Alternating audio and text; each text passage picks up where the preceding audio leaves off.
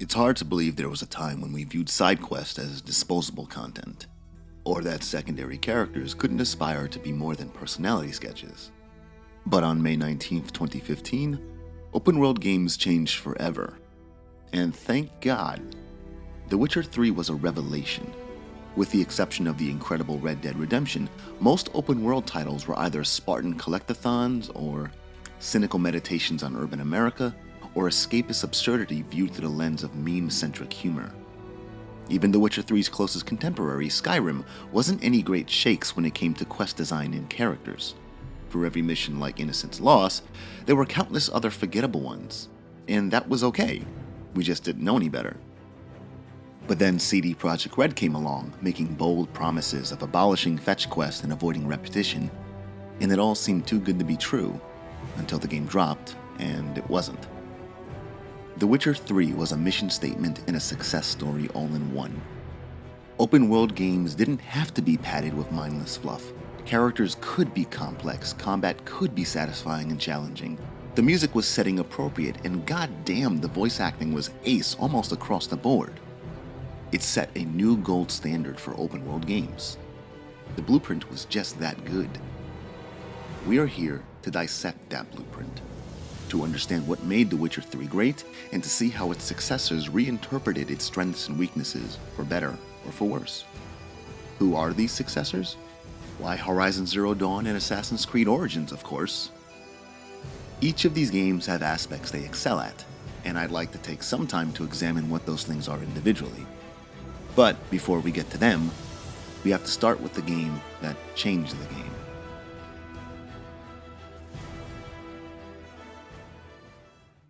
Ask any fan what makes The Witcher 3 memorable, and you're likely to hear any number of responses. Its wonderfully realized setting, its Eastern European take on Grimm's fairy tales, its interpretation of the hero's journey narrative. But whatever flavor milkshake brought you to the yard, we can all agree on one thing. It's the writing that holds it all together. Nowhere is this more obvious than with its main character. Upon first blush, Geralt of Rivia comes off fairly bog standard.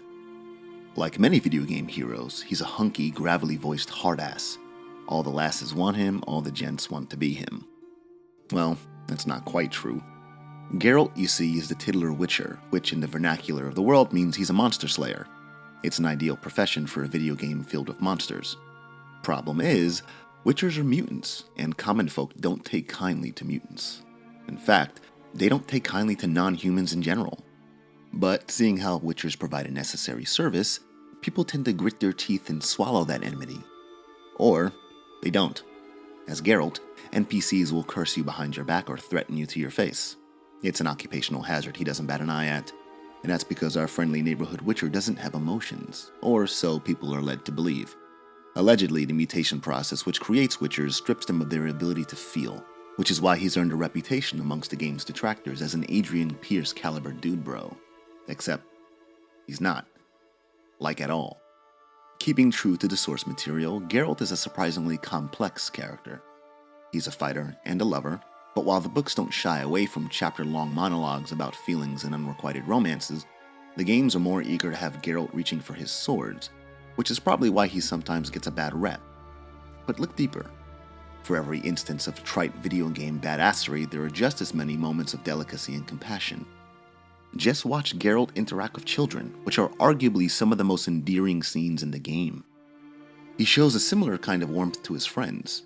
These interactions feel weighty with personal history and respect, which makes it easy to envision Geralt taking time from his own quest to help them, even when the urgency of the main plot demands otherwise. Even those he might not see eye to eye with, like the manipulative Kira Metz he truly cares for. So why all this talk about stunted emotions? Probably because witchers are contract monster killers, and that no-nonsense reputation is not only good for business, but also ensures that most folk won't try to double-cross them. A person will be less inclined to pull a fast one if they feel their life is in the hands of an emotionless killing machine. And you know what? From time to time, clients still try to stiff Geralt. How he responds in those situations is up to the player, with every choice feeling character appropriate. In fact, player choice is part of what makes The Witcher 3 so special. Unlike the Elder Scrolls series, whose main protagonists are always some tabula rasa, Geralt is a clearly defined character who feels like he belongs in the world. He's got things he likes, such as sorceresses, and he's got things he dislikes, such as teleportation, the preferred means of transport for sorceresses everywhere. While the player is afforded some control over Geralt's actions, his characterization never strays too far from his authored personality, so don't be surprised when you can't go renegade and murk some character you don't like. That's not who Geralt is. In-game choices are less about tailoring the character and more about tailoring the circumstance.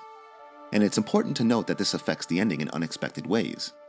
We won't be discussing how, but it should be stressed that Geralt is not intended to be a cipher for the player, but an autonomous agent whose actions have bearing on those around him. The deftness in which CDPR handled Geralt's characterization can't be overstated. Like with his literary counterpart, he's steeped in grayness. Moral ambiguity has been a buzzword in games for some time now, but few games make good on it the way The Witcher 3 does. The politics of the world are ugly and rarely just.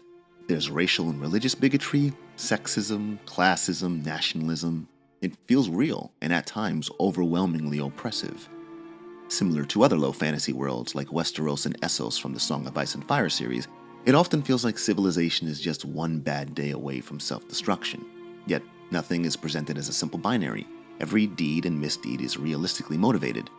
Philip Strenger, aka the Bloody Baron, is a wife-beating drunkard brought to life by writing that frames him as both monstrous and empathetic. In the short amount of time spent with him, players will learn to hate him, yet at the same time, they might also grow to like him. These conflicting feelings mirror that of reality. We all know people who have done morally questionable things. Hell, you might have done something you're not proud of yourself. But nobody wants to think themselves a villain, and that's exactly how CDPR went about creating its open world. Everyone from your run-of-the-mill bandito to the spectral riders of the Wild Hunt are motivated by emotions that make them empathetic as well as plausible. Desperation, hunger, fear, perseverance.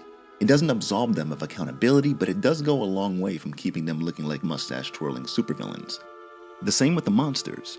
Many are monstrous in appearance only. Godlings, succubi, and trolls, for instance, are intelligent creatures, which to some folk is just another excuse to hate them. Monsters with sentience are fully aware of their disdain in society, and whatever bit of violence they may display is often the result of that disdain. It's not their fault they were born with fangs, which is the reason why Geralt doesn't always have to kill them. Many of these creatures can be reasoned with. Morality is a spectrum, and having the option to stay the blade is part of what separates The Witcher 3 from its peers. The same can be said about its tone. There are moments of levity sandwiched in with all that doom and gloom, much of it feeling not just appropriate, but necessary. Take the Battle of Kaer Morhen, for instance. It's an epic encounter in the vein of Helm's Deep from the Two Towers. The lives of friends and family hang in the balance, with the hour-long set piece ending on a huge down note. It's emotionally draining, yet minutes later, Geralt and Ciri are lobbing snowballs at each other. This may seem like tonal whiplash, but it's how they cope with loss. In a world as unforgiving, as ruthless as The Witcher 3's, CDPR knows that taking the time to let these characters smile doesn't undercut the darkness. Instead, it's moments like these which give these characters the will to go on. It's an attention to detail that never ceases to impress, which seems to be the MO behind the main narrative as well. Just like in the books, Geralt starts out as the primary focus, but the limelight gradually shifts towards Ciri, a character with significant importance in both the mythology and in the game. Her relationship to Geralt is complicated. He's essentially her adopted father, and the first leg of his quest involves searching for her. They're eventually reunited, and that's when things get really interesting. In what is perhaps The Witcher 3's biggest subversion, Geralt actually isn't the hero of the story. Ciri is. The game takes it one step further. She's not just the hero, but the chosen one, the prophesized heir of something called the Elder Blood. And Geralt?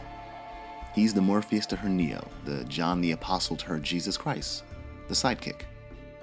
In a game filled with strong female characters, not only is Ciri the strongest, but she's also more important and capable than our all-important and all-capable Witcher.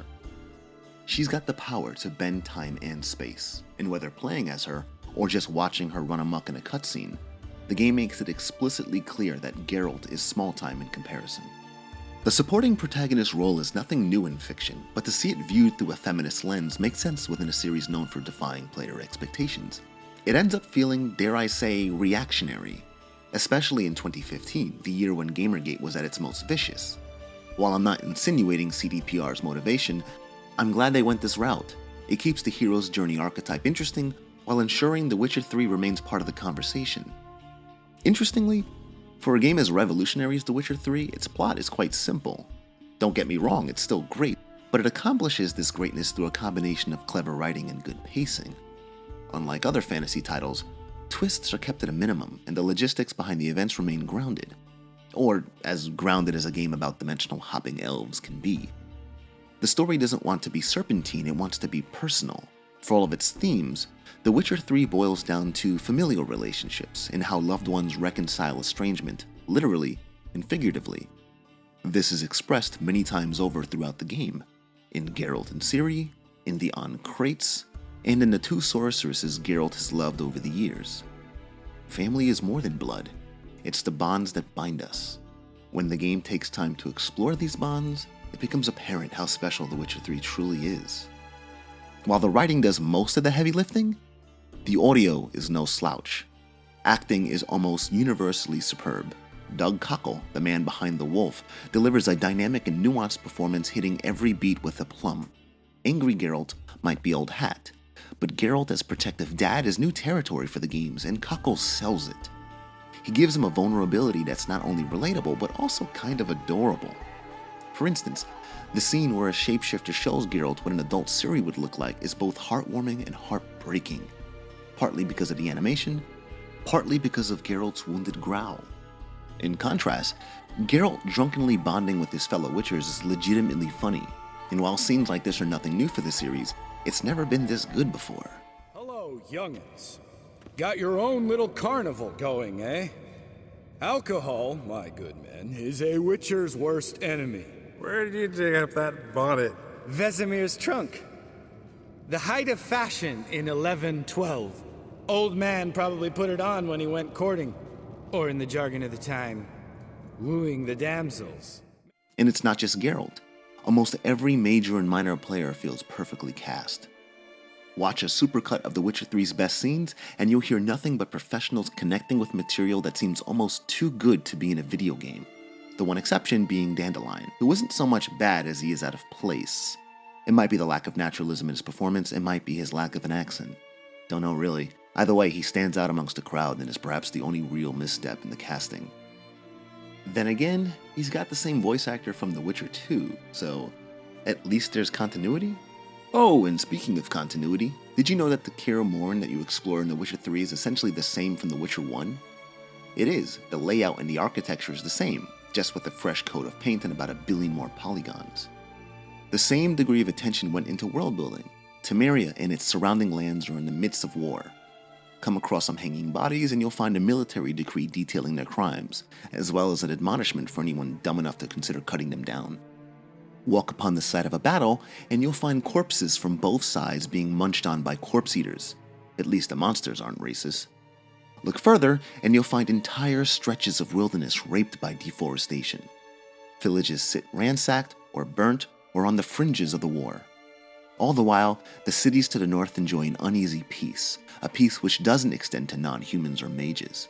There are elven ruins and creatures of myth, and many other stories to discover, all before even reaching Skellige.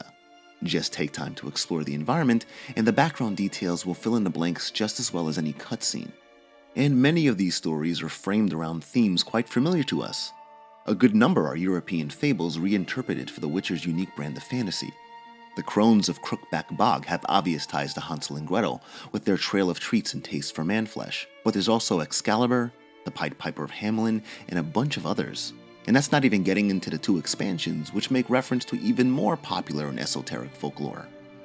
Heart of Stone begins with a frog prince and gives way to Faustian allusions, while Blood and Wine has players exploring a literal fairy tale world, complete with Goldilocks, the 3 Little Pigs, and the Yellow Brick Road.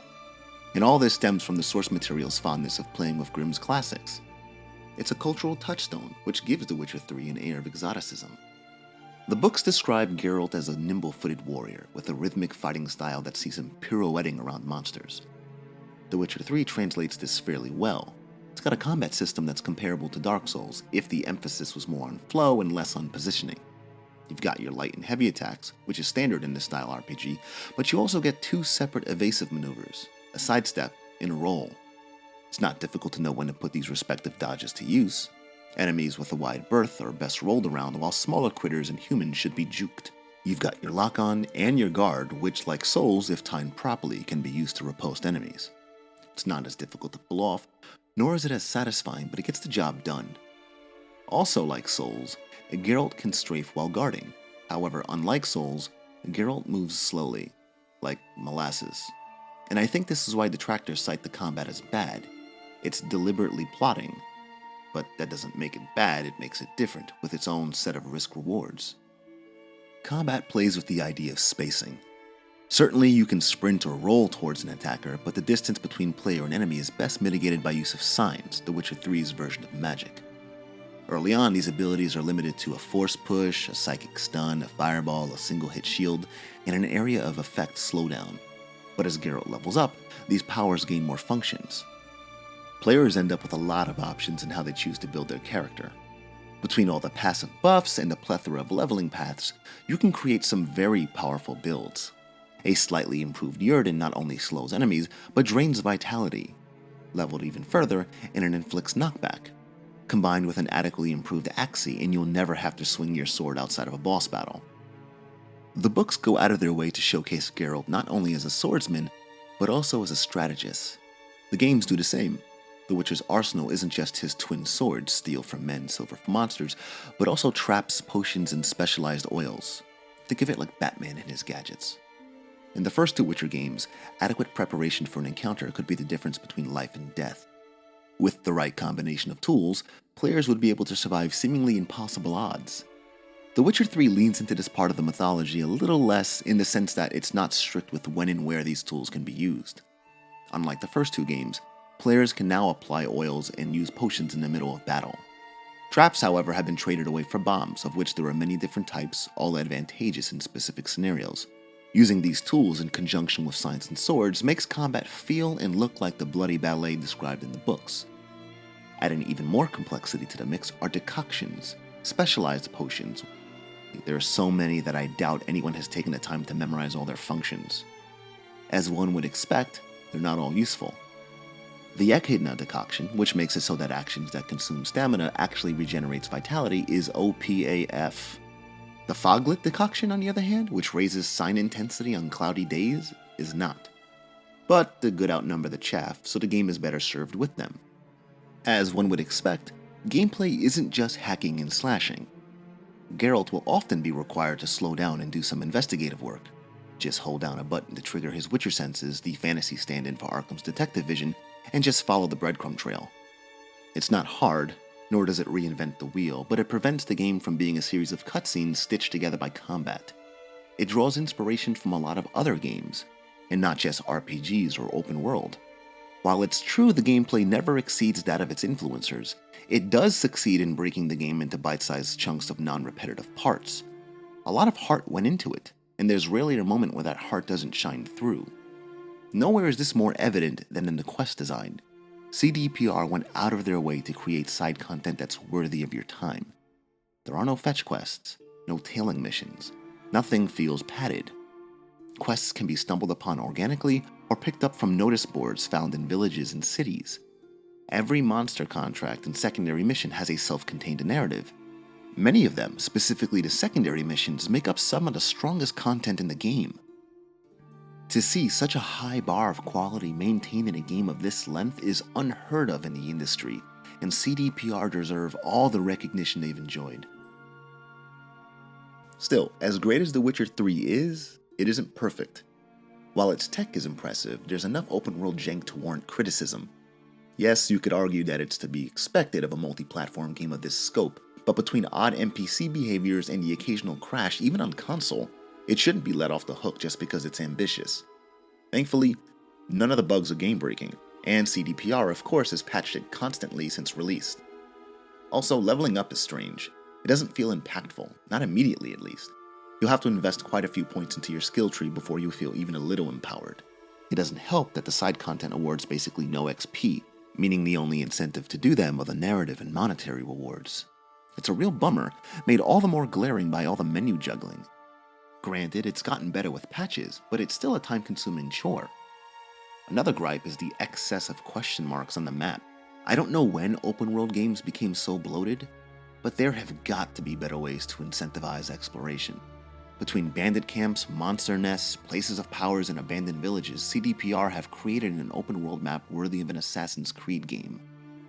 Don't get me wrong, the activities are all good, but there's just too much of it. The game is dense enough, removing a couple dozen of these map markers would actually be an improvement. The mini-map could also use an overhaul. As is, you'll spend more time looking at the yellow GPS line than at the world itself. Skyrim handles its map better, and that's from 2011. If Bethesda cracked the code, I don't know why CDPR couldn't. But despite some flubs, they should be applauded for what they've accomplished. What separates CDPR from every other AAA developer is their continued support of their product without an agenda. They offer free DLC in the form of extra missions, additional costumes, weapons and armor, and even more hairstyles for Geralt. None of this is throwaway content either. They're all substantial add-ons, and none of it will cost you a dime. This practice is unheard of in the AAA game development space. At the end of the day, if The Witcher 3 is a jack of all trades in terms of gameplay, it's a master of everything else. The amount of effort that went into building this open world and bringing these characters to life is impressive and even a little intimidating. The fact that it's presented with such fidelity is a testament to CDPR's talents, as well as the deepness of their pockets. The scope of The Witcher 3 is something a lesser studio could have easily screwed up. As the folks behind the GOG platform, they had the resources to do a game of this ambition right, and man am I glad. I can't even imagine The Witcher 3 in the hands of another studio. Corners would be cut, deadlines would have to be met, shareholders would have to be appeased. It wouldn't be the same experience. The Witcher 3 changed the landscape of open world games in a way that makes it impossible to go back. It's just as much a sandbox as anything Bethesda has made, yet its characters feel and act like people. It knows cynicism and empathy aren't mutually exclusive, and that the feeling of discovery is what keeps players saying, just 5 more minutes. There might have been a few stumbles along the way, but they pale in comparison to the triumphs. In the next episode, we're going to look at another game which aims to take the blueprint perfected in The Witcher 3 and somehow make good on those shortcomings.